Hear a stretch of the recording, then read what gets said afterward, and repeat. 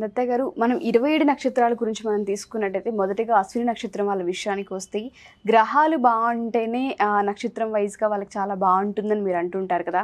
మరి వాళ్ళ గ్రహాల విషయానికి వస్తే అశ్విని నక్షత్రం వారి యొక్క గ్రహ స్థితిగతులు ఎలా ఉన్నాయి, వాళ్ళకు ఒకవేళ గ్రహం యొక్క పరిస్థితి కనుక బాగా లేకపోతే వాళ్ళు చేసుకోవాల్సిన పరిహారాలు ఏంటి, అటు ఎడ్యుకేషన్ కానీ లేకపోతే వ్యాపారం కానివ్వండి, డబ్బు గురించే కానివ్వండి, కొంతమందికి సంతానలేమి సమస్య ఉంటుంది.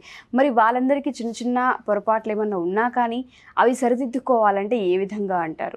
శ్రీమాత్రే నమః. అందరికీ నమస్కారం. సర్వమంగళ మాంగళ్యే శివే సర్వార్థ సాధికే శరణ్యే త్ర్యంబకే దేవి నారాయణి నమోస్తుతే. అందరికీ నమస్కారం. మనం ఈరోజు తెలుసుకునేది అశ్విని నక్షత్రం.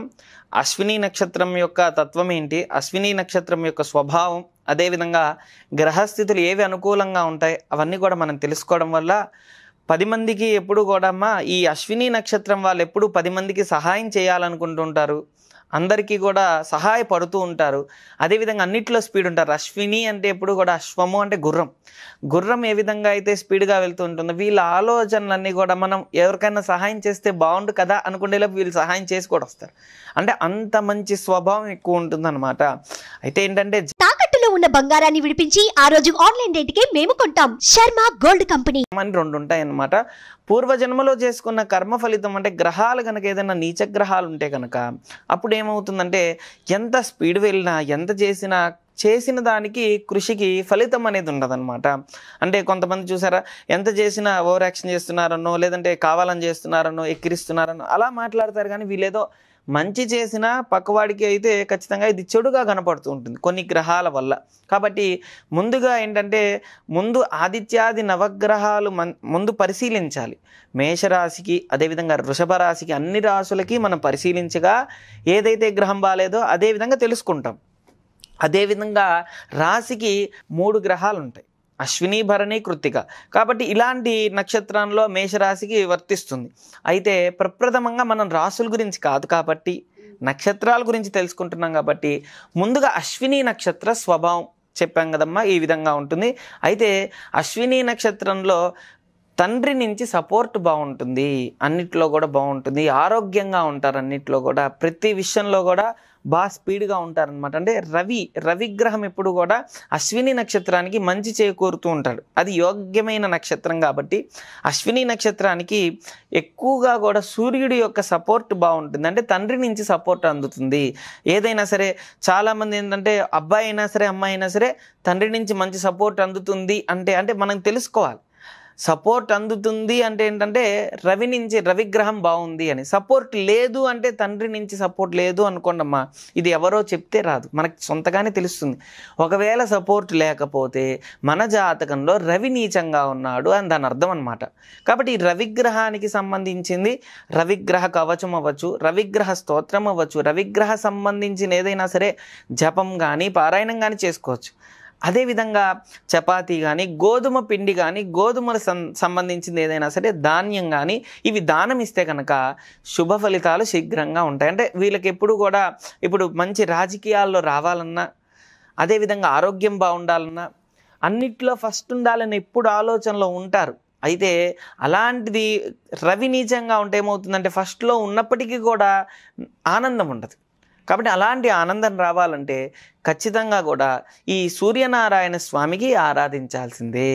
ఖచ్చితంగా పొద్దున్నే లేవాలి, సూర్యుడికి దండం పెట్టుకోవాలి, ఖచ్చితంగా స్నానం చేసి ఏ కులమైన ఏ మతమైన దీంతో క్యాస్ట్తో సంబంధం లేదమ్మా. అంటే కొంతమంది పూజలు చేయాలంటే కష్టం స్వామి, చేయలేని స్వామి అని అడిగే వాళ్ళు ఉన్నారనమాట. కాబట్టి అందరూ ఇది ఆరాధించవచ్చు. పొద్దున్నే స్నానం చేసి సూర్యుడికి దండం పెట్టుకుంటే కనుక మంచి ఫలితం వస్తుందన్నమాట. ఈ విధంగా నవగ్రహాల్లో ప్రప్రథమైన గ్రహం ఆదిగ్రహం సూర్యగ్రహం. కాబట్టి అలాంటి గ్రహ దోషాలంటే సూర్యుడు కనుక జాతకంలో రవిగ్రహం అంటారమ్మా, రవిగ్రహం కనుక జాతకంలో నీచంగా ఉంటే ఈ ఫలితం ఉంటుంది. అయితే మంచి స్థితిలో ఉంటేమో తండ్రి నుంచి సపోర్ట్ ఉంటుంది, రాజకీయాల్లో బాగా వస్తారు, అన్నిట్లో స్పీడ్ ఉంటారు, స్కూల్లో కూడా మంచి ర్యాంక్ వస్తుంటుంది, అన్నిట్లో కూడా మంచి పేరు ప్రఖ్యాతలు ఖచ్చితంగా వస్తాయన్నమాట. అదేవిధంగా మనం చూసుకుంటే చంద్రుడు కూడా మంచి సపోర్ట్ ఉన్న గ్రహమే. మరి అశ్విని నక్షత్రానికి చంద్రుడు మంచి సపోర్ట్ ఉండటం వల్ల మంచి లాభాలు చేకూరుతాయి, ఎప్పుడు కూడా అన్నిట్లో విజయం సాధిస్తుంటారు. అంటే మనసు ప్రశాంతత ఉంటుంది. ఏ పని చేసినా కానీ ఖచ్చితంగా కూడా 1కి 10 సార్లుగా ఆలోచిస్తారు. చంచల స్వభావం చంద్రుడి కారణమైనప్పటికీ కూడా, అంటే చంచలం ఇక్కడ స్థిరంగా ఉండదు, అక్కడ స్థిరంగా ఉండదు, అక్కడ స్థిరంగా ఉండదు అనే ఆలోచనలు ఉన్నప్పటికీ కూడా చంద్రుడు, కానీ అశ్విని నక్షత్రం వారికి చంద్రుడు మంచి స్థితిలో ఉండటం వల్ల మేధా సంపన్నులు అవుతారు, మేధా సంపన్నులు కలిగి ఉంటారని చెప్పి దాని అర్థం అనమాట.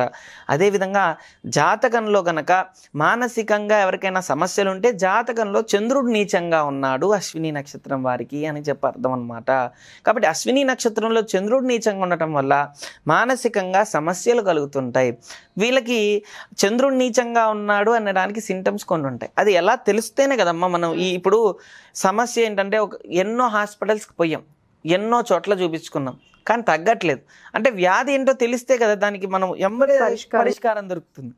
కాబట్టి మానసికంగా సమస్యలు కానీ ఇవన్నీ ఉంటే చంద్రుడు నీచంగా ఉన్నట్టు. తినేటప్పుడు అన్నం తినేటప్పుడు అన్నం ఇసిరేసినా, అదేవిధంగా అన్నం మీద ఇంట్రెస్ట్ లేకపోయినా, చూడండి కొంతమంది తీర్థం తీసుకునేటప్పుడు పాల అంటారు, అదేవిధంగా కొంతమంది పెరుగు తీసుకోరు. పెరుగు జాతకంలో శుక్రుడు నీచంగా ఉంటే పెరుగు తీసుకోరు, అంటే వాళ్ళ మనసుకి అది ఇంట్రెస్ట్ కలగదు. అదేవిధంగా పాలు కూడా చీచీ పాలు అంటారు.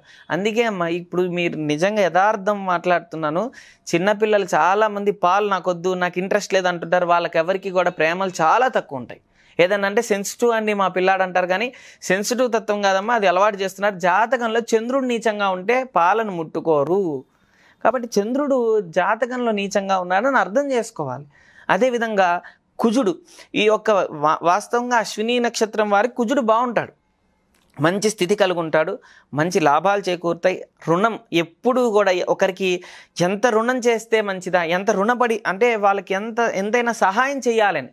రుణం చేయడం అంటే ఏంటంటే వీళ్ళ దగ్గర వీళ్ళు ఏం ఆశిస్తుంటారంటే వీడు నాకు ఏదైనా ఇస్తూనే ఉండాలి, అంటే వీడికి ఏదో సహాయం చేస్తూనే ఉండాలి అనే స్వభావం ఎక్కువ ఉంటుంది. కాబట్టి ఎక్కువ శాతం ఇవ్వాలి, 10 మందికి సహాయం చేయాలి అనే స్వభావంతో ఎక్కువ శాతం కూడా ఇవ్వడం జరుగుతుంటుంది. అలానే ఇచ్చేటప్పుడు జాతకంలో కుజుడు నీచంగా ఉంటే ఇతను ఏం చేస్తుంటాడంటే అప్పులు చేస్తుంటాడు. అంటే ఇతనికి సంబంధం లేని విషయంలో కూడా వెళ్ళి సంతకాలు చేయడం, అలాంటి విషయాల్లో ఇరుక్కోవడం, అలా అప్పులు చేసి అనవసరంగా ఇబ్బంది పడడం జరుగుతుంది. కాబట్టి అలాంటి విషయాల్లో జాగ్రత్తగా ఉండాలి. జాతకంలో కుజుడు నీచంగా ఉంటే ఇతను భూమి సంబంధించి ఎంత ప్రయత్నించినా దొరకకపోతే కుజుడు నీచంగా ఉన్నాడు. అశ్విని నక్షత్రం వారికి ఈ జాతకంలో కుజుడు నీచంగా ఉన్నాడు కాబట్టి కుజుడు మంచి స్ట్రాంగ్ అవ్వడానికి కుజ కవచం కానీ అంగారక కవచం కానీ చేసుకోవడం వల్ల సత్ఫలితాలు తొందరగా వస్తాయి. కుజుడు నీచంగా ఉంటే ఏమవుతుంది, మా అబ్బాయి పప్పు తినండి జాతకంలో, అంతే అమ్మా. ఎప్పుడైతే మన ప్రవర్తన మనం తిన్నాం, మన తాతలందరూ తిన్నారు, మన పిల్లలు తినట్లేదంటే కారణం ఏంటంటే ఆ కిరణాలు సరిగా పడకపోవడం అవ్వచ్చు. ఇది తిన్నప్పటి నుంచి అరగట్లేదు అంటున్నారంటే కిరణాలు సరిగా పడట్లేదు. అంగారకుడు ధాన్యం ఏంటిదయ్యా అంటే ఆడక ధాన్యం అంటారు. ఆడకం అంటే ఏంటంటే కందులు. ఈ కందులు ఎప్పుడైతే మనకి పడట్లేదో జాతక పరంగా కుజుడు నీచంగా ఉన్నాడని అర్థం ఖచ్చితంగా అమ్మ. కాబట్టి ఇప్పుడు ఇక్కడ స్విచ్ చేస్తేనే కదా అక్కడ కరెంట్ వచ్చేది. ఏదైనా సరే లైట్ వెలగాలంటే మనం ఇక్కడ స్విచ్ చేయాలి, అంతే కదమ్మా. అంతేగాని లైట్ వెలగట్లేదని 10 సార్లు చూసినా ఉపయోగం లేదు. అలానే ఇప్పుడు చూస్తుంటే జనాలలో జాతక పరంగా కొన్ని గ్రహాలు నీచంగా ఉన్నప్పుడు ఇలాంటి ఎఫెక్ట్ అయితే ఉంటుందన్నమాట. కాబట్టి కుజుడు నీచంగా ఉంటే ఈ విధంగా ఉంటుంది. ఎక్కువ శాతం అశ్విని నక్షత్రానికి గ్రహాలు చూసుకుంటే రవిగ్రహం బాగుంటుంది, చంద్రగ్రహం బాగుంటుంది, కుజగ్రహం బాగుంటుంది. అయితే బుధగ్రహం వచ్చేసరికి కొద్దిగా ఇబ్బందికరంగా ఉంటుంది. అంటే ఉద్యోగపరంగా అవ్వచ్చు, అదేవిధంగా వ్యాపార పరంగా అవ్వచ్చు, కొన్ని ఆటంకాలు కలుగుతుంటాయి. అంటే వీరికి వచ్చే అధికమైన సమస్య ఏంటంటే ఎప్పుడూ కూడా 10 ఎత్తుక్కుంటుంటారన్నమాట. 10 జాబులు చేసేద్దాం, లేదంటే తొందరగా సెటిల్ అయిపోవాలన్న ఆలోచనలో ఉంటారు. దానివల్ల ఏమవుతుందంటే మంచి ఆఫర్స్ వచ్చినవేమో చెడగొట్టుకుంటారు, ఏదో చిన్న ఆఫర్స్ దానిలో ఏమో జాయిన్ అయిపోతుంటారు. అదే ప్రాబ్లం. అట్లా కాకుండా ఆలోచించండి, కూర్చొని ప్రశాంతంగా ఆలోచించి. అదేవిధంగా జాతకంలో బుధుడు బాగుంటే చేసేదే మంచి స్టెప్ వేస్తారు, వచ్చేటప్పుడే మంచి జాబ్ వచ్చేస్తుంది. అంటే ఇది బాగుంటే అంటే ఎలా ఉంటుందంటే అమ్మ, అశ్విని నక్షత్రంలో పుట్టేటప్పుడు మహర్దశ, అంతర్దశ, గ్రహాలు, స్థితులు, రాసులు 12 స్థానాలు అని ఉంటాయన్నమాట. ఈ 12 స్థానాల్లో గ్రహాలు ఎలా అయితే సంచారం జరుగుతుంటుందో దాని ఎఫెక్ట్ ఎక్కువ ఉంటుంది.